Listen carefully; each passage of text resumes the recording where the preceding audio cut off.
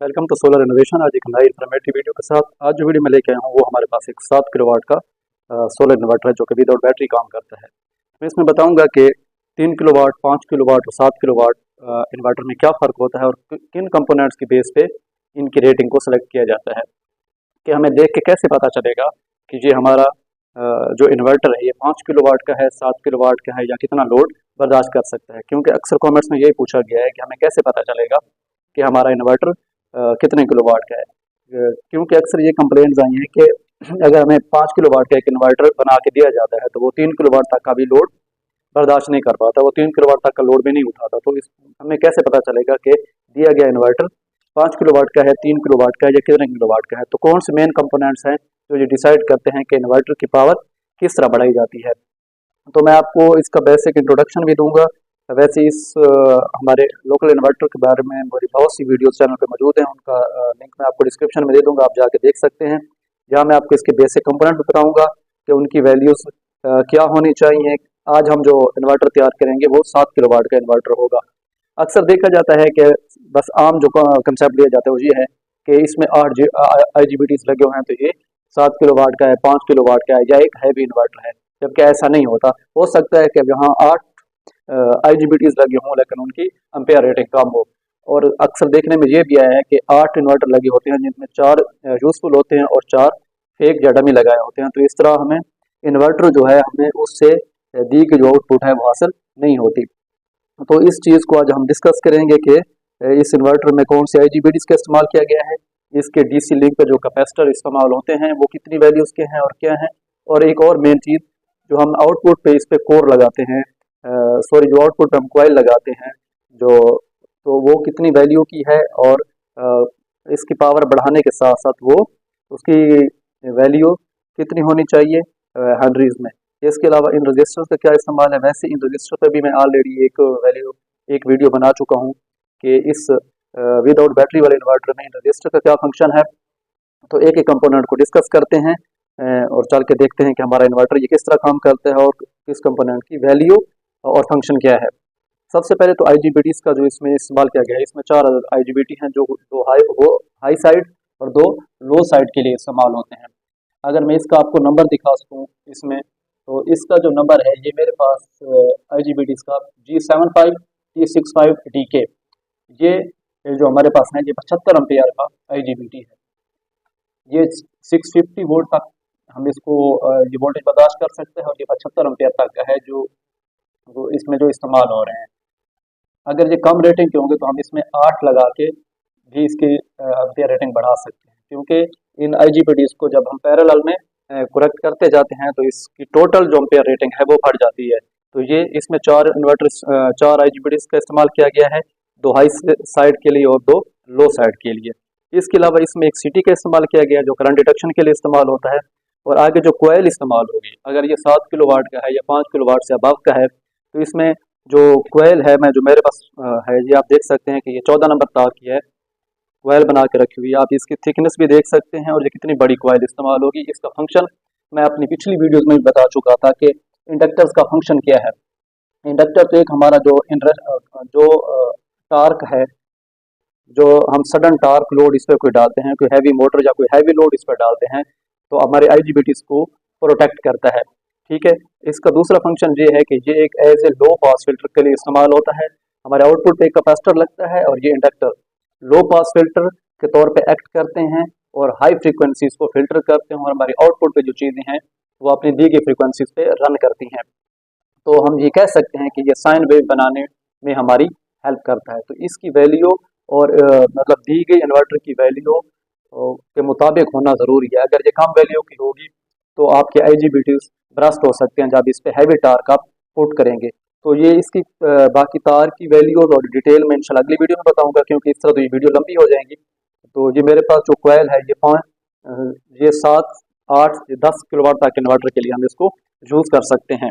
इसके बाद जो हमारा आउटपुट पे यहाँ कैपेसिटर इस्तेमाल होगा, इस टाइम मेरे पास कैपेसिटर यहाँ पे नहीं है, वो 10 माइक्रोफराड तक का आप यूज़ करेंगे और उसके वोल्टेज 400 वोल्ट 350 वोल्ट तक जितने का भी आप इस्तेमाल कर सकते हैं। ये हमारे आउटपुट के टर्मिनल हैं, जहाँ पे AC 220 मैं यहाँ से लूँगा और ये मेरे DC इनपुट में है, जो कि इसको हम PV इनपुट कहते हैं। तो क्योंकि ये 7 किलोवाट का है, तो इस पे आप 7 से 8 पैनल सीरीज में कनेक्ट अप कर सकते हैं, क्योंकि मैक्सिमम आपके जो DC वोल्टेज होंगे वो 420 से ज़्यादा नहीं होने चाहिए। तो अगर 420 से ज़्यादा होंगे तो ये बार बार ट्रिप करेगा। आप 14 पैनल 7 और 7 की 2 स्ट्रिंग इस्तेमाल कर सकते हैं एम्पेयर रेटिंग बढ़ाने के लिए, और सीरीज में आप 7 से 8 पैनल कनेक्ट अप करेंगे 580 वाट के। ठीक है, ये तो थी हमारी PV इनपुट। और इसके बाद कोयल का डिस्कस कर लिया।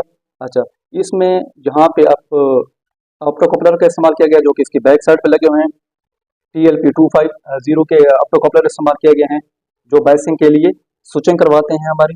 इसमें जो मेन IC का इस्तेमाल किया गया, जिसको माइक्रो कंट्रोलर कह रहे हैं, DSP-EAC30F2010। मैं इसके ऊपर आप देख सकते हैं, इसका नंबर भी दिया गया है।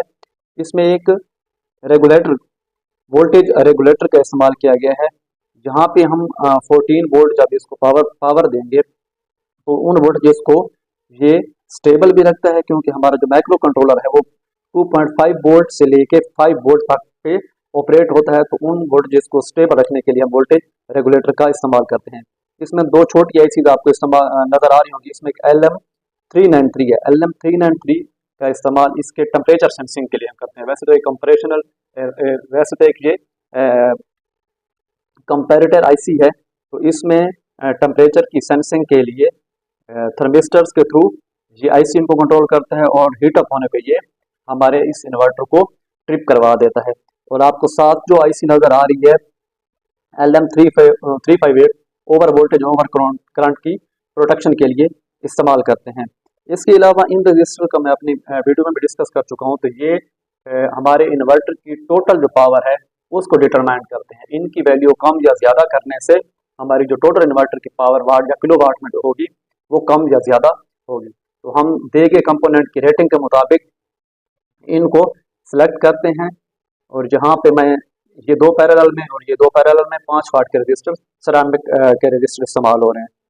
ये जो पोर्ट आपको नज़र आ रही होगी, तो यहाँ पे 14 वोल्ट की मैं पावर सप्लाई इसकी सेपरेट होती है। ये जो लोकल इन्वर्टर इसकी पावर सप्लाई का सेक्शन जो है वो सेपरेट है, मतलब 14 वोल्ट की आप पावर सप्लाई यूज़ करेंगे, जबकि SMD टाइप जो कार्ड आ रहे हैं उसमें पावर का सेक्शन इसी बोर्ड के अंदर मौजूद है। यहाँ पे वो 14 वोल्ट यहाँ पे हम इंस्टार्ट करेंगे, और ये इसका स्विच है, ऑन ऑफ का स्विच इस्तेमाल होगा। यहाँ पे हमारे जिसको कूलिंग फैन है उसका इस्तेमाल होगा, क्योंकि टेम्परेचर को मेंटेन रखने के लिए LM393 उसके जो साथ फैन लगा होगा उसको भी स्टार्ट स्टॉप करवाता रहता है। अच्छा, इस डिस्कशन पर जो सबसे मेन चीज़ है, इसमें इन कैपेसिटर का इस्तेमाल, ये जो DC लिंक कैपेसिटर हैं जो आपको नज़र आ रहे हैं, सबसे पहले तो मैं इसका आपको फंक्शन बता दूं कि ये DC लिंक कैपेसिटर जो है इनका फंक्शन क्या है।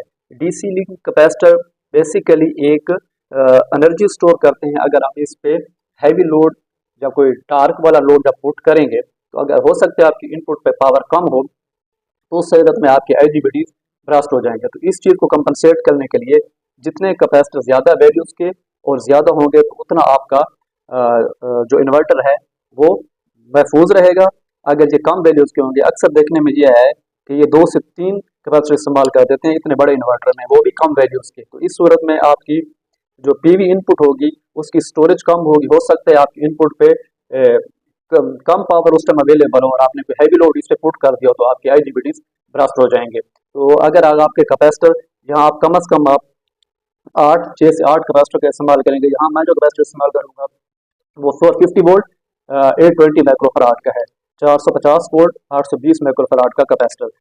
अगर छोटे कैपेसिटर इस्तेमाल करेंगे और आपका इन्वर्टर 7 से 8 या 10 किलो वाट का है, तो वो इतने यूजफुल नहीं होंगे।